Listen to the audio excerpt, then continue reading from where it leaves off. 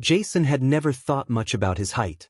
At 5'5", he knew he wasn't going to be a model or dunk a basketball anytime soon, but he figured what he lacked in inches, he made up for in humor, smarts, and genuine kindness. And for a while, it seemed like that was enough, especially for Vanessa. Vanessa was the type of girl who turned heads when she walked into a room. Stylish, confident, and just a little addicted to her Instagram following. She had over 40,000 followers, and she made sure everyone in her life knew it. Jason never minded. In fact, he liked how bold she was, how she walked like the world belonged to her. He'd been in love with her since their first coffee date where she told him flat out, "I hate small talk," before proceeding to ask him about his biggest fear. He respected that kind of honesty. But over time, her honesty started to feel more like criticism. It started with small things. "Babe, you should stand on the top step in pictures, it'll even us out," she'd joke. Or, "Let's not wear flats to that party. I want to wear heels and I don't want us to look weird." He went along with it, laughing it off, telling himself it didn't bother him. But deep down, it chipped away at him, piece by piece. He didn't want to be self-conscious about something he couldn't change, but the world, and Vanessa, didn't exactly make that easy. Then came the brunch. They were at a trendy vegan cafe on Melrose, where avocado toast costs more than Jason's monthly Netflix subscription. Vanessa had picked the spot, of course, because the lighting was perfect for reels. They were just finishing their overpriced turmeric lattes when Vanessa paused mid-sentence. Jason followed her gaze to the boutique window across the street.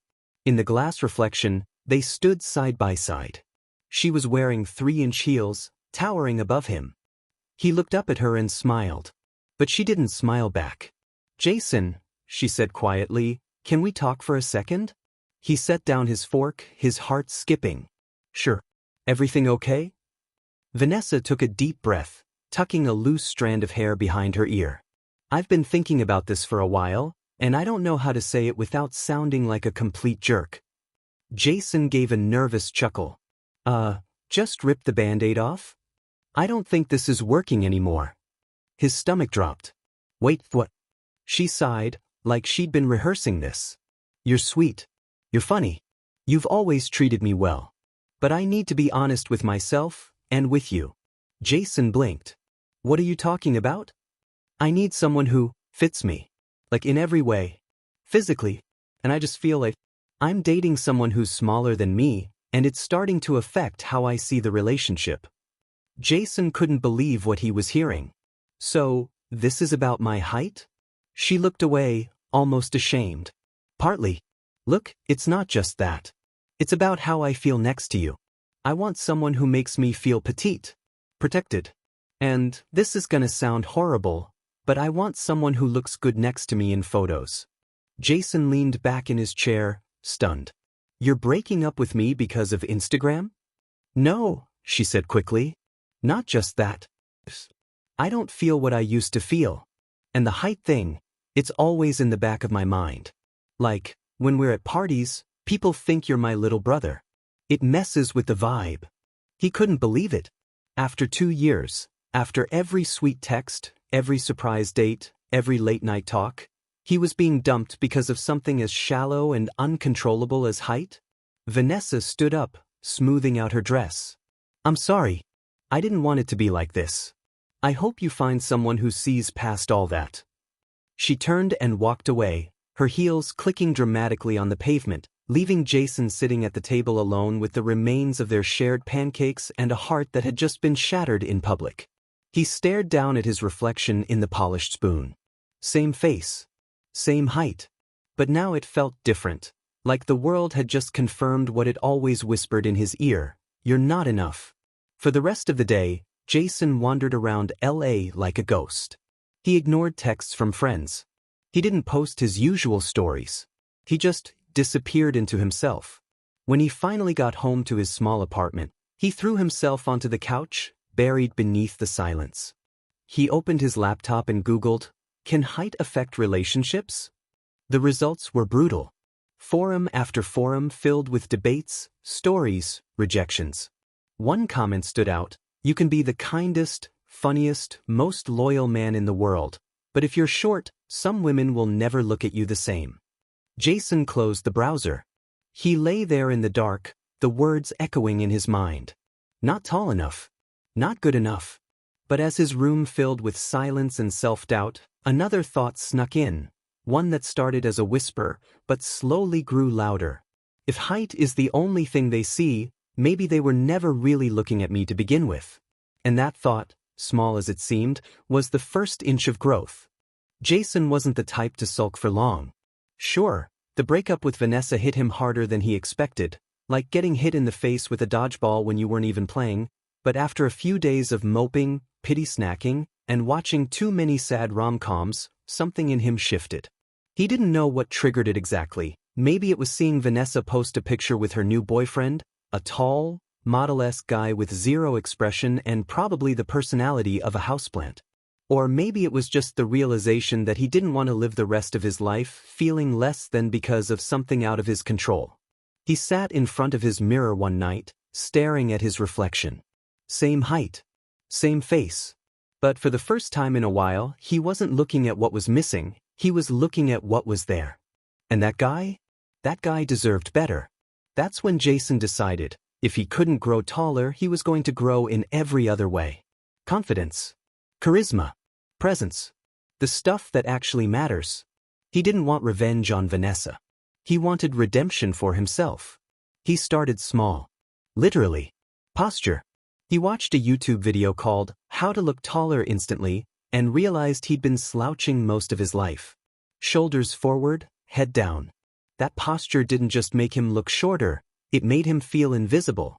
So he practiced standing up straight, shoulders back, chin up. It felt weird at first, like he was pretending to be someone else. But the longer he did it, the more natural it felt. And people noticed. Baristas smiled more. Strangers gave him nods. He felt seen. Next he hit the gym. Not to get ripped or impress anyone, but to feel stronger. To reclaim his body. He downloaded a beginner program, started lifting light weights, and focused on consistency. The first few sessions were brutal. He was sore in muscles he didn't even know existed. But every time he showed up, he felt more powerful, not just physically but mentally. Like he was building something, rep by rep. He overhauled his wardrobe too. Out with the oversized hoodies and baggy jeans that made him look like a kid playing dress-up. In with fitted shirts, well-tailored pants, and boots that gave him a subtle 1-inch boost. Not because he wanted to trick anyone, but because when you dress like you respect yourself, the world starts to respect you too. But the biggest change? Jason signed up for improv classes. It was terrifying. The idea of standing in front of a room full of strangers and making things up on the spot? That was nightmare fuel. But he figured if he could conquer that fear, he could conquer anything. The first few classes were rough. He stammered, sweated, forgot his lines. But the instructors were encouraging, and the other students were just as awkward. Slowly, Jason began to find his rhythm. He learned how to own the stage. How to turn insecurity into comedy. How to stop taking himself so seriously.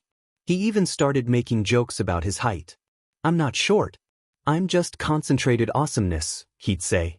Or, you know what they say, great things come in compact packaging. Like diamonds. Or dynamite. The audience loved it. They laughed not because he was mocking himself, but because he was owning it. And that confidence? It was infectious. Jason's social media started to reflect the new him. He updated his dating app profiles, writing, 5 feet 5 inches but 6 feet 4 inches in confidence. I'll make you laugh before I even reach your heart. He expected crickets. Instead, he got matches. A lot of them. Women messaged him saying, "Your vibe is everything," or, "I love a guy who can make me laugh." One even wrote, "Height is overrated. Confidence is hot." Jason started going on dates again. And this time, he didn't feel like he had something to prove. He didn't try to hide his height, or apologize for it, or pretend to be something he wasn't. He just showed up as himself, funny, thoughtful, bold. And for the first time, he started attracting people who genuinely liked him. And then, one night at a rooftop party in downtown, everything came full circle. Jason had been invited by a friend from improv. The place was packed with creatives, influencers, and startup types. The music was vibey, the lights were low, and the energy was buzzing. Jason walked in, not as a sidekick, but as someone who belonged. He was in the middle of a funny story, holding a group of people captive with his animated delivery, when he heard a familiar voice behind him. Jason turned, and there she was, Vanessa, dressed to kill, holding a glass of wine, and standing next to a tall, broody man who looked like he hadn't smiled since 2014. Jason smiled. Not out of spite, but with the kind of confidence that didn't need revenge. "Hey, Vanessa. You look taller than ever." She blinked, clearly caught off guard. "You look different." "Yeah," he said casually. "Guess I've been growing." They stood there for a second, the air thick with irony. She glanced at the crowd laughing around him, the way people leaned in when he spoke, how the room seemed to orbit around him. "This is your party?" she asked. "Nope. Just showed up and made myself at home." She laughed nervously. "You seem confident." Jason shrugged. "Turns out you don't need to be tall to take up space." And with that, he excused himself and walked away, straight-backed, head held high, into a conversation with a woman who'd been watching him the whole time. Vanessa stared after him, something in her eyes that looked a lot like regret. But Jason wasn't thinking about her anymore. He was too busy living his best life, on his own terms. Jason wasn't trying to be a success story, he just wanted to feel like himself again. But somewhere along the way, without even realizing it, he became one. The guy who once felt like he had to shrink himself to fit into someone else's world was now standing tall in his own. And the best part? He wasn't pretending. His transformation wasn't about proving Vanessa wrong anymore. It was about proving himself right. He had always believed he was worth something. He just needed to believe it louder than the world's expectations. Life was different now. Better. He still wasn't tall, he wasn't going to wake up one day 6 feet tall and magically slam dunk anything. But he'd grown in every other way, emotionally, mentally, socially. People responded to him differently because he treated himself differently. He spoke up more. Made people laugh not to be liked, but because it felt good. One afternoon, Jason was invited to speak at a panel for a local networking event called Breaking the Mold. It was all about self-confidence and challenging stereotypes. Someone from his improv group had recommended him. At first, he thought it was a joke. Me? Speak about confidence? But when he looked at how far he'd come, the guy who used to avoid eye contact now performing improv in front of strangers, going on dates with amazing women, walking into any room like he belonged, he realized, yeah, why not me? The event was packed.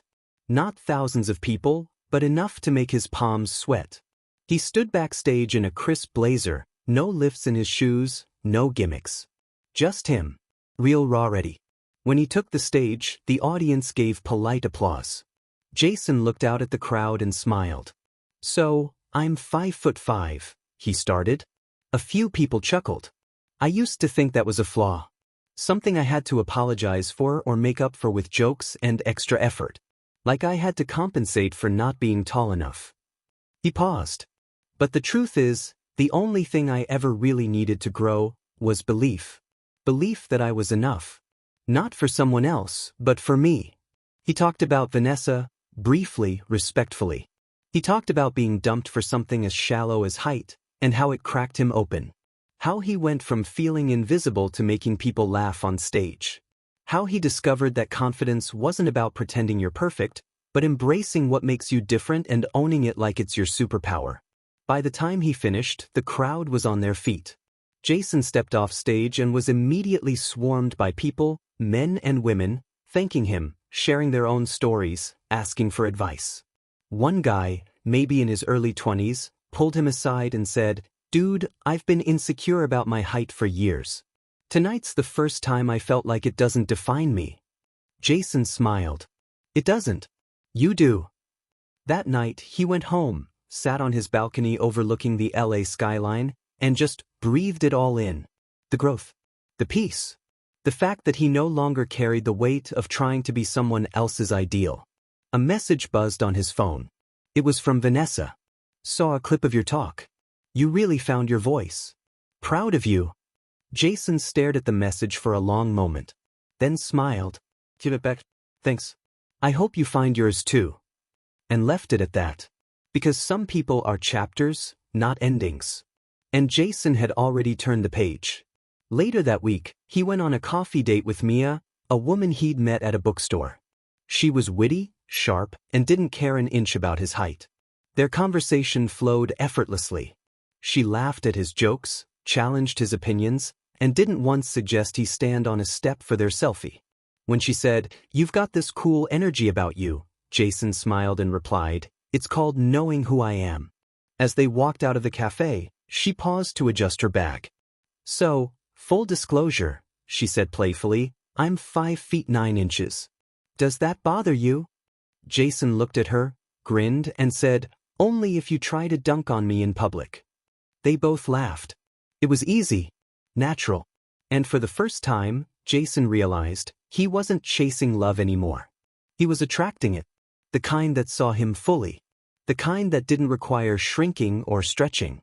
By the time he got home, he opened his journal, the one he'd started right after Vanessa left, and wrote one last entry. Growth isn't always measured in inches. Sometimes it's measured in self-worth. And in that department, I'm taller than I've ever been. He closed the journal, tossed it on the shelf, and smiled. Because Jason didn't need to be taller. He just needed to stand up. And now, the world saw him exactly as he saw himself. Confident. Capable. Complete.